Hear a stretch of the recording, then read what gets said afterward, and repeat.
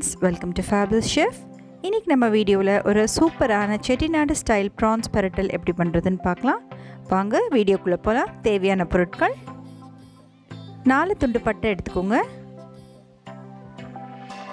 6 துண்டு கிராம்பு எடுத்துக்கலாம், ஒரு 6 ஏலக்காய் எடுத்துக்கோங்க, 1 டீஸ்பூன் அளவுக்கு சோம்பு எடுத்துக்கலாம், 15 சின்ன வெங்காயத்தை நல்லா பொடியை நறுக்கி வச்சுக்கோங்க, கொஞ்சம் கருவேப்பிலை எடுத்துக்கோங்க,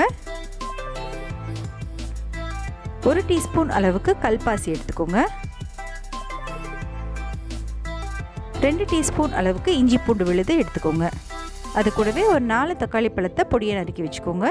அது கூடவே எலுமிச்சம்பழம் அளவுக்கு புளி எடுத்து கரைச்சி வச்சுக்கலாம். நான் இன்றைக்கி 1 கிலோ இறால் எடுத்திருக்கேன். நிரம்ப எடுத்து அது சுத்தமாக கழுவி வச்சுக்கோங்க. இப்போது ஒரு நான்ஸ்டிக் பேன் எடுத்துக்கலாம். அதில் ஒரு 3 டீஸ்பூன் அளவுக்கு எண்ணெய் சேர்த்துக்கோங்க.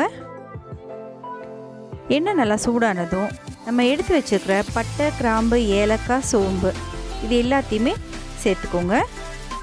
அது கூடவே கல்பாசியும் சேர்த்துக்கலாம். இந்த செட்டிநாடு டிஷ்ஷஸ்க்கு எல்லாமே கல்பாசி ஒரு நல்ல ஃப்ளேவர் கொடுக்குங்க. அதனால் அதை கண்டிப்பாக மிஸ் பண்ணாமல் போடுங்க. இப்போது நம்ம பொடியை நறுக்கி வச்சுருக்கிற சின்ன வெங்காயத்தை சேர்த்துக்கலாம். அது கூடவே இந்த கருவேப்பிலையும் சேர்த்துக்கோங்க.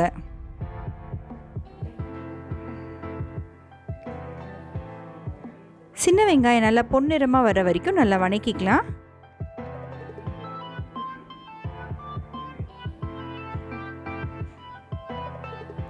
பாருங்கள், நம்ம சின்ன வெங்காயம் நல்லா பொன்னிறமாக வந்துருச்சு. இந்த ஸ்டேஜில் நம்ம எடுத்து வச்சுருக்கிற இஞ்சி பூண்டு விழுதை சேர்த்துக்கலாம். நான் இன்றைக்கி 2 டீஸ்பூன் அளவுக்கு இஞ்சி பூண்டு விழுதை எடுத்திருக்கேன். அதையும் நல்லா வாசம் வர வரைக்கும் வணக்கிக்கலாம்.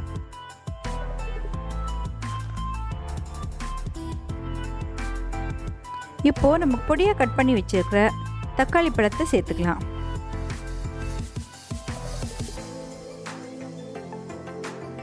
அது கூடவே தேவையான அளவு உப்பு சேர்த்துக்கோங்க. 1/4 டீஸ்பூன் அளவுக்கு மஞ்சள் தூள் சேர்த்துக்கோங்க.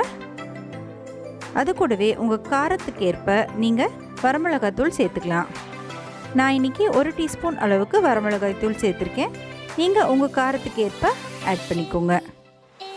நல்லா தக்காளி எல்லாம் சாஃப்டாக வணங்குற வரைக்கும் நல்லா வணக்கி விட்டுக்கோங்க. 1/2 கப் அளவுக்கு தண்ணி சேர்த்துக்கலாம். இது நம்ம தக்காளி நல்லா சாஃப்டாக குக் ஆகிறதுக்கு ஈஸியாக இருக்குங்க.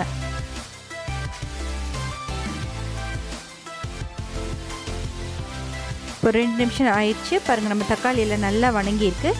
இந்த ஸ்டேஜில் 2 டீஸ்பூன் அளவுக்கு வர கொத்தமல்லி தூள் சேர்த்துக்கலாம்.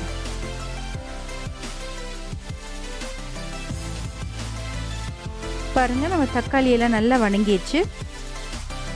இந்த ஸ்டேஜில் நம்ம கழுவி எடுத்து வச்சுருக்கிற இறாலை சேர்த்துக்கலாம். இறால் உங்களுக்கு சீக்கிரமாகவே வெந்துடும். ஒரு 3லேருந்து 4 நிமிஷம் வணக்கினாலே நம்ம இறால் நல்லா சாஃப்டாக வெந்துருங்க. இறாலை ரொம்ப நேரம் குக் பண்ண தேவையில்லை. ஒரு 5 நிமிஷம் வணக்கினாலே போதும், நம்ம இறால் சீக்கிரமாக வெந்துடும்.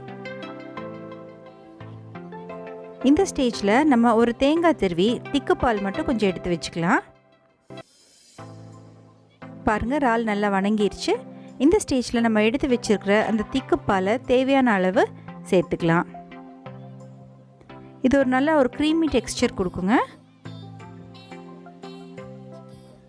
இன்னும் 2 நிமிஷம் அந்த திக்கு பாலில் நல்லா இறால் வேகட்டும். பாருங்கள், இறால் நல்லா வெந்துருச்சு. இந்த ஸ்டேஜில் நம்ம கரைச்சி எடுத்து வச்சுருக்கிற புளி ஒரு 1/4 கப் அளவுக்கு சேர்த்துக்கலாம். உங்கள் டேஸ்ட்டுக்கு ஏற்ப நீங்கள் சேர்த்துக்கலாம். உங்களுக்கு கொஞ்சம் கிரேவியாக வேணும்னா நீங்கள் இந்த ஸ்டேஜ்லேயே அடுப்பை ஆஃப் பண்ணிடலாம். இல்லை கொஞ்சம் ட்ரையாக வேணாலும் நீங்கள் அப்படியே அடுப்பில் விட்டுட்டு கொஞ்சம் கொத்தமல்லி தழையை தூவி விட்டு இறக்கிடலாம். இது சப்பாத்தி கூடயோ இல்லாட்டி ரைஸ் கூட, ப்ரெட்டு கூட ரொம்பவே டேஸ்டியாக இருக்கும். அவ்வளோதான் ஃப்ரெண்ட்ஸ், நம்மளோட சூப்பரான செட்டிநாடு ஸ்டைல் ப்ரான்ஸ் ரெடி ஆயிடுச்சு. கண்டிப்பாக ட்ரை பண்ணி பாருங்கள். லைக் பண்ணுங்கள், கமெண்ட் பண்ணுங்கள். ஃபேபுலஸ் ஷெஃபுக்கு கண்டிப்பாக சப்ஸ்கிரைப் பண்ணுங்கள். இன்னொரு இன்ட்ரெஸ்டிங்கான வீடியோட உங்களுக்கு சீக்கிரமாக சந்திக்கிறேன்.